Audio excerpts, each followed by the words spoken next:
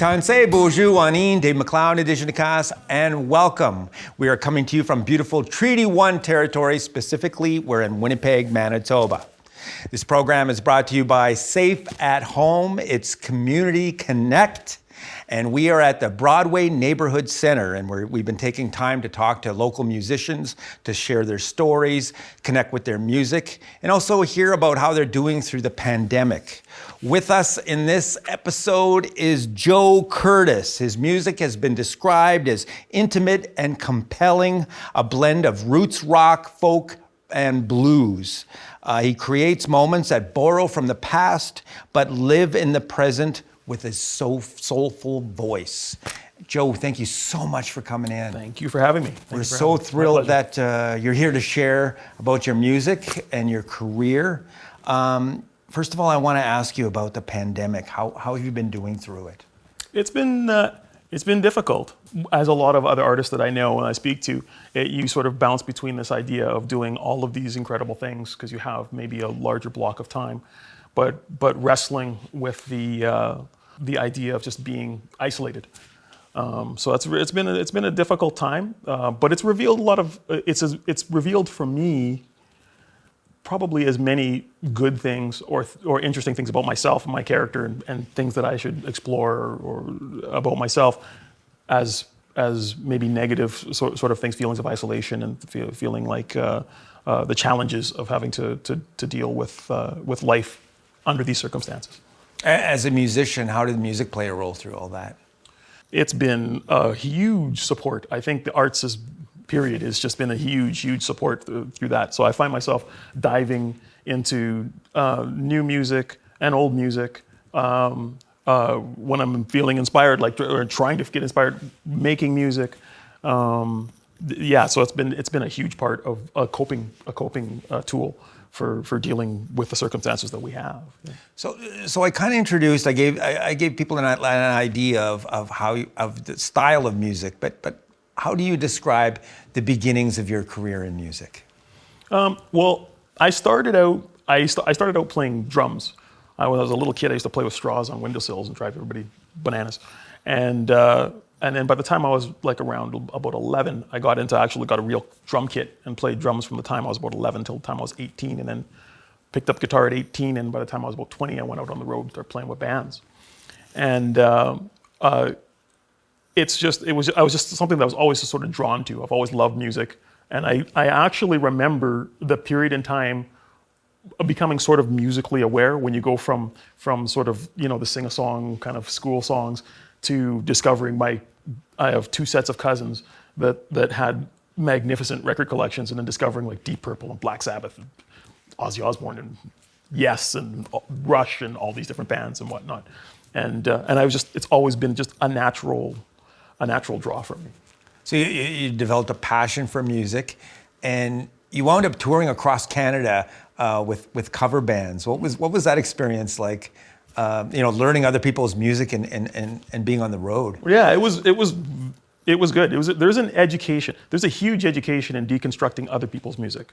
That's something that I think every musician should practice, and most do. There's a huge education in that, in finding why does this work? How does this go together? And why does it affect me so? And you kind of take little bits from here and little bits from there. And then touring in cover bands was for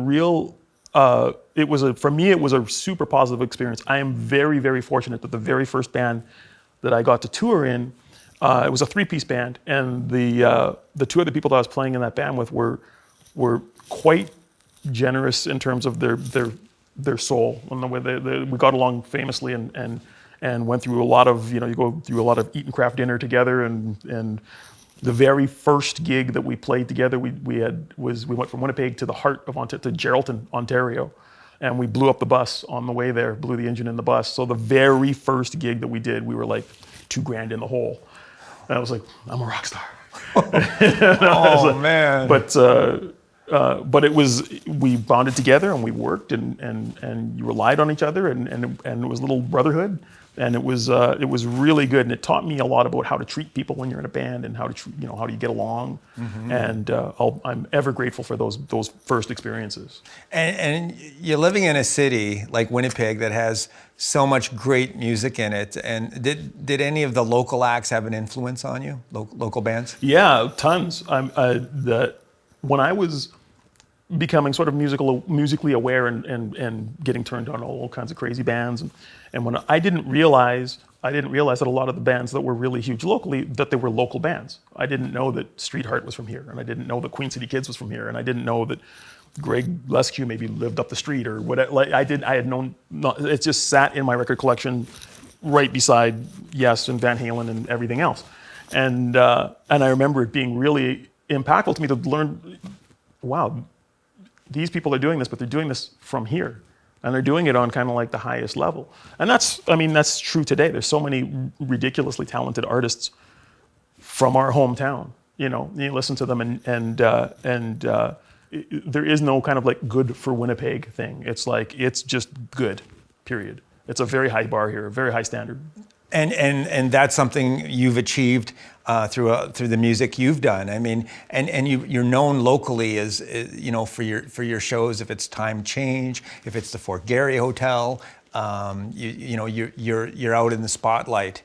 Festivals as well. So where have you taken your music from that point to where you are now? Because you're not in a cover band doing the rock songs anymore. Well, so where did that shift occur for you musically? Yeah, I think at some point in time, not everybody, but a lot of times you find it in yourself that you really want to. There's things that you want to express, right? And to be fair, I mean, I still do play cover gigs with my band too, but you start to want to mine within yourself, and you find that you have things to say, and you want to find a way to, and you want to use music as that outlet to get it out. And that was just sort of like a natural progression for me. Like anything else, the more you do it and the more you work it, I think the better you get at it, and the more positive you feel about the results. There's always that idea that like, is this good? And I mean, I think that's in one sense a healthy thing, because you're always sort of challenging yourself and you're keeping yourself on your toes. But what is it about music you love so much? I mean, it's been a lifelong passion of yours. Like, what is it? That's an excellent question. Listening to music and playing music, I think it's kind of two slightly separate things. But listening to music, there's a joy in just listening to music. You just get into it, and you feel like somebody's speaking maybe to you, or they're reflecting the moods that you feel, or where or you'd like to feel. And in playing music, the idea, when you get people together, I feel this particularly when I'm playing with my band, when you're on the same musical plane and you feel like you're sort of communing and you're channeling a little bit, where you kind of feel a little bit like a vessel for whatever's happening. And that's a beautiful thing to be a part of. And that sensation just keeps you coming back and coming back and coming back. And doesn't happen necessarily every time, but it happens enough that you're not going to want to give that up. And it comes from I think a real pure place, and I have a lot of respect for the stage and what goes on there. When you say a pure place, it almost reminds me of it's like a spiritual place. Absolutely. Yeah. I definitely believe that, because it's not just you'll feel it, but you don't just feel it with the people that are on stage. You feel it with the audience as well too. And I think most people have had that experience where they've been at a show and it's kind of like whatever else is going on in the world, there's no place that's as great as that spot in that moment right there, right now. I know you're right now you're working on a new album. You're working on your debut album, actually. What can we expect? What kind of sound will it be? And what types of songs? For a long time as a writer, I tried to write things that were this or that were that. And what I realized is that all of my favorite artists don't really exist inside like one box. So it's not like they're just one thing. Even if it kind of seems like it, it isn't really exactly. So, if you listen to all of, we'll talk like in classic bands, all of say like a Led Zeppelin catalog, it's all over the map. So you've got everything from Fool in the Rain and reggae things and to obviously rock things to acoustic things, or the Beatles or any of those sort of major bands. And a lot of other artists as well too. They just have light and shade, and that's what makes them so interesting. So you got a large palette, to work from. Yeah, I mean, there's a lot. Blues is like a real touchstone for me. Blues and rock is always a real touchstone for me. But I wouldn't call myself necessarily, certainly not like a straight up blues artist, or that's just what I do. But it certainly informs everything that I write. There's always some soul, an R&B or blues that's touching in it somewhere. I wanted to ask you about, part of what we're talking about today is community, and the Black community in Winnipeg. From the 60s, 70s, and 80s grew very much. And last year we had the Black Lives Matter come to Winnipeg in terms of people gathering together. I mean, the legislature had about 10,000 people. It was an incredible show of support. And your voice was part of that. What do you think is important for people to understand about Black Lives Matter? I think the most important thing, it can't just be one moment. It can't just be like, for this moment, this was important.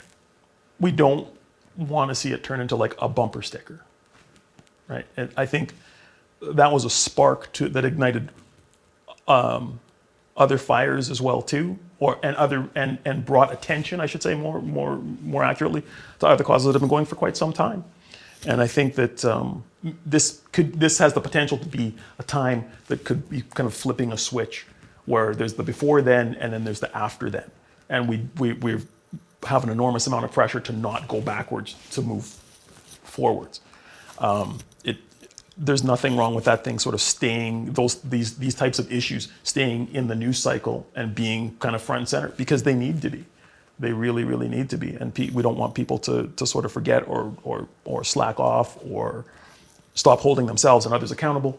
And the artists are certainly a part of that, like yourself. Yeah, absolutely. Yeah, I think we try to it's sort of our job to sort of speak our minds to a certain extent. We're making art, but we want to make honest art, and a lot of times art, really it reflects what's up in society and what's going on, and we want to make sure that as artists that we're being truthful to what's going on, and that doesn't mean that every song is going to be highly political or necessarily in its nature, but it means that it might inform the stances that you take, the things that you do, if not the material itself. Joe, something else you've been really dedicated to for the last 10 years, you've been doing work with the Broadway Neighbourhood Centre. If you could share with us a little bit about what your passion is and what you're doing. Well, I love the BNC. I do. I love Just TV. I love all the work that goes on here. I think it's really, really important. Since becoming a part of this sort of extended family, and it is really like a family, it never fails to impress me how impactful it is for kids, for youth coming through, and how much it resonates with me, and how much it changes me.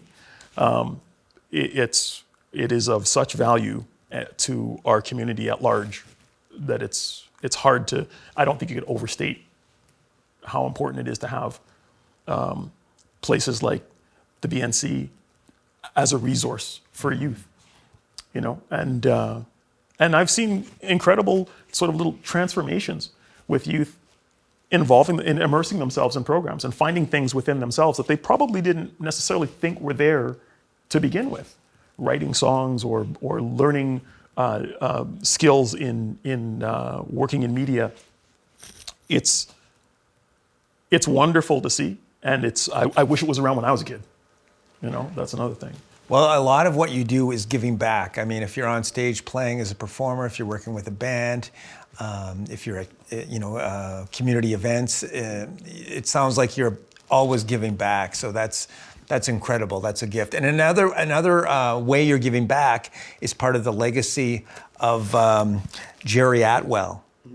Can you share a little bit about that? Because it's called the Prairie Soul Collective of Afro-Canadian Musicians. Yeah. And that's something that you've taken cause with.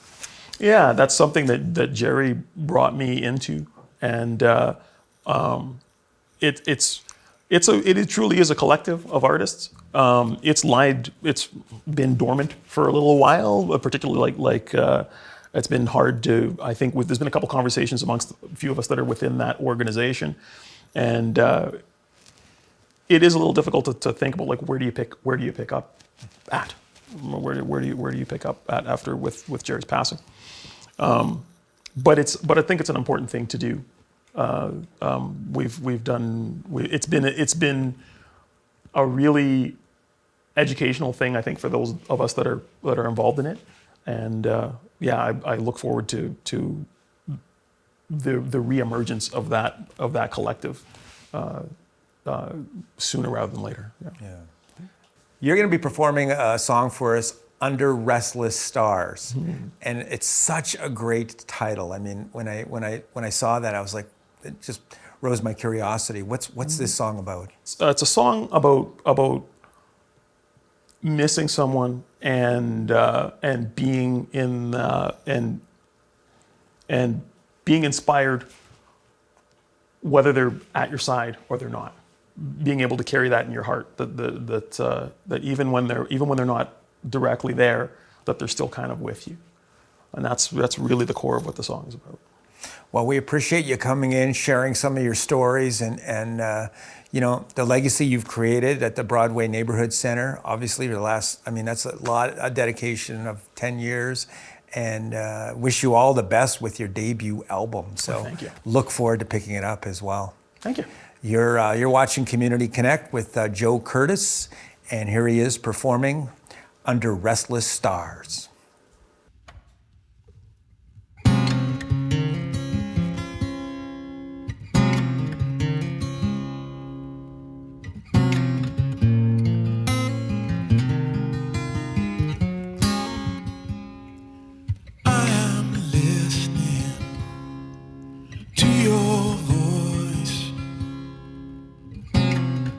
Singing me home before the night is done.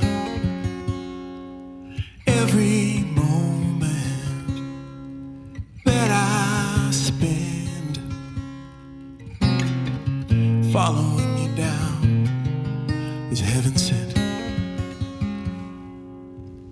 Even when you're gone, I can hear you sing.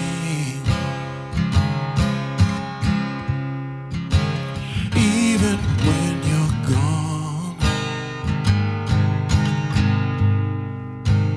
I can hear you sing.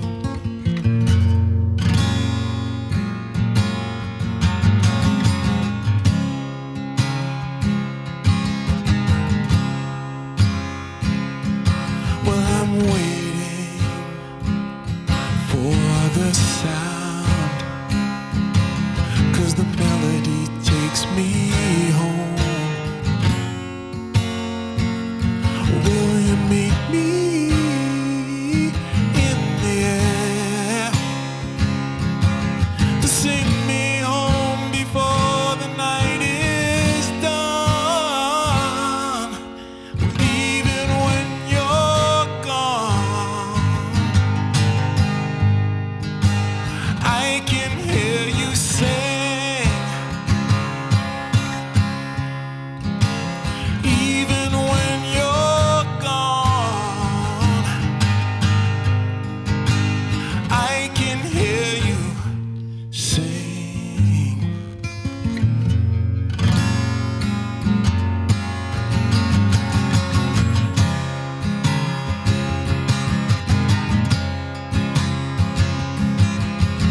I am sleepless, I am done. Under restless stars I've run.